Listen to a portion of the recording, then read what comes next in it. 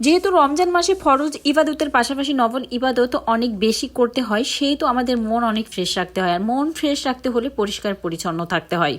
আর এই জন্য রমজানের পূর্ব প্রস্তুতি হিসেবে আমি পুরো বাসাটা একদম ক্লিন করে ফেলবো। আমি ছোটবেলায় আমাদের মা ভাবিদের দেখেছি সব রোজার আগ দিয়েই সব কিছু কাঁচা ধোয়া পরিষ্কার পরিচ্ছন্ন একদম সব কিছু করে গুছিয়ে নিত। আমিও সেটাই করব। আমার বাসাটা আজকে পুরো ক্লিন করব, একদম ঝুল টুল ঝেড়ে সব কিছু ক্লিন করে ফেলবো। সোফা কাভার টাভারগুলো উঠায়ও সব পরিষ্কার করে। এই কাগজটা আমি আগেই পরিষ্কার পরিচ্ছন্ন করে রেখেছি, এজন্য টেবিলটা পরিষ্কার করে আমি কাগজটা পেতে দিলাম। সাথে চেয়ারগুলো পরিষ্কার করলাম, টেবিলের উপরটা একদম সুন্দর করে গুছিয়ে নিলাম। আমাদের নবীজিও কিন্তু 2 মাস রোজা 2 মাস আগেই প্রস্তুতি গ্রহণ করত। আমরা তো সেটা পারি না, আমরা না হয় একটা সপ্তাহ আগের থেকেই প্রস্তুতি গ্রহণ করলাম।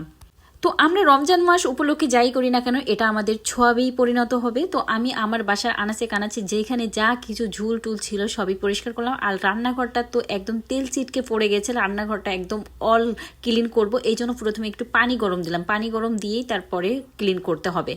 তো ওইটা আমি রান্নাঘর পরিষ্কারটা স্কিপ করে গেছি। এখন আমি আমার রমজান মাসের কিছু প্রয়োজনীয় জিনিস যেগুলো না করলেই নাই এগুলো করে রাখবো। যেমন রসুন, 1 কেজি রসুন এখানে আমি ব্লেন্ড করে রাখছি। এবার আদাটা ব্লেন্ড করে নিব। আদা ব্লেন্ড করার পরে আমি 1 কেজি খেসারির ডাউল ভিজিয়ে রাখছিলাম। সেই 1 কেজি খেসারির ডাউল ফুলে মনে হয় এখন 2-3 কেজি হয়ে গেছে। এই যে এইটা এখন আমি খুব সুন্দর করে ব্লেন্ড করব। আর ব্লেন্ড করে এটা কিন্তু আমি ভাগ ভাগ করে আলাদা আলাদা পাত্রে রেখে দিব। 1 কেজি খেসারির ডাউলে আমার পুরো মাস হবে না, এটা হয়তো 17 দিনের মতো হবে, 17-18 দিনের মতো হবে বা 15 দিনের মতো এরকম হতে পারে। তো যাই হোক, মাঝে আবার করা যাবে। তো এভাবে এক এক করে আমি সব ডাউলগুলো ব্লেন্ড করে নিলাম। আর ব্লেন্ড করার শেষে এবার আমি এটা আলাদা আলাদা পাত্রে ভাগ ভাগ করে রেখে দিব। আমরা আসলে মানুষ 2 জন, আমাদের খুবই সামান্য পরিমাণে লাগবে। 5-6টা বড়া হলেই হয়ে যাবে। শুধু বড়াই তো না, আরও অনেক ইফতারির আইটেমই থাকবে এখানে। বেগুনি থাকবে, পেঁয়াজু থাকবে, ছোলা, ফল, ফ্রুটস অনেক কিছুই থাকবে। তো এটা আমি একদম অল্প অল্প পরিমাণে ভাগ ভাগ করে আলাদা আলাদা পাত্রে রেখে দিব। এগুলো যখন আমি ইফতারি তৈরি করতে যাব তার আধা ঘন্টা বা 1 ঘন্টা আগে বের করে রাখলে কিন্তু এটা একদম যেভাবে এখন ব্লেন্ড করছি এরকমই হয়ে যাবে। তখন শুধু পেঁয়াজ কুচি, মরিচ কুচি আর প্রয়োজনীয় যে মশলাগুলো লাগবে সেগুলো দিয়ে ভেজে নিলেই হবে। এই সাথে সাথে আমি দুপুরের রান্নাটাও কিন্তু কমপ্লিট করেছি। এখানে হাঁসের মাংস রান্না করছি নারিকেল দিয়ে, কাঁচা নারিকেল দিয়ে হাঁসের মাংসটা রান্না করে নিলাম।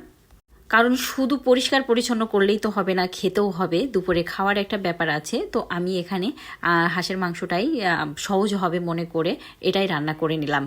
এই রান্নাটা আমার প্রায় কমপ্লিট। আর এটা কমপ্লিট করার পরপরই আমি চলে যাব অন্যান্য কাজে। এবার আমি আবার রুমে চলে আসব। আর এই পর্দাগুলো আমি আগের দিন পরিষ্কার করে রাখছিলাম। আর আজকে আমি এইগুলো যেগুলো পরানো আছে এগুলো খুলে ফেলবো। এগুলো খুলে আজকে কেসে দিব আর পরিষ্কারগুলো আমি পরিয়ে নিব। তো আমি এক এক করে সব পর্দাগুলো এভাবে পরিয়ে নিচ্ছি। আর এইদিকে আমার দুষ্টু বড়ি তো দুষ্টুমি করতেই থাকে, তার দুষ্টুমির কোনো শেষ নাই। সে মনের সুখে দুষ্টুমি করতেছে, করতে থাকুক, আমিও আমার কাজ করতে থাকি।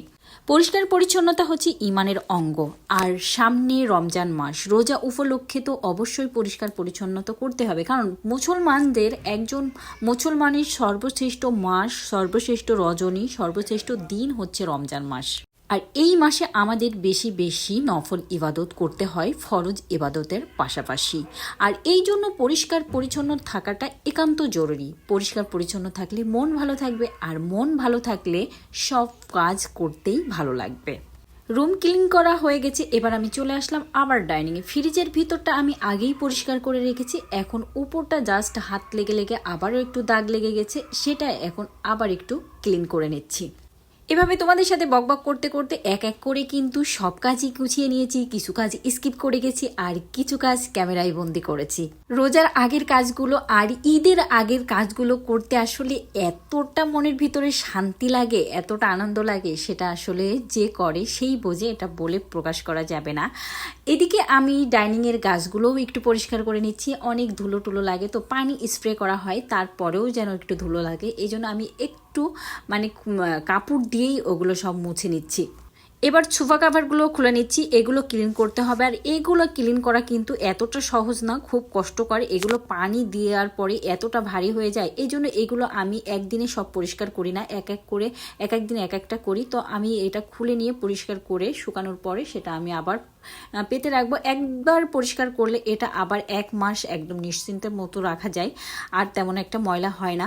তো যেহেতু আমার একা হাতেই সব কিছু করতে হয় ছোট বাচ্চা নিয়ে, এই জন্য রোজার আগেই সব কাজগুলো করে নিচ্ছি, যাতে রোজার মাসে আমার রান্না বাড়া এটা সামলাতে অনেক সময় লেগে যাবে, ওইদিকেই আমাকে সময় দিতে হবে।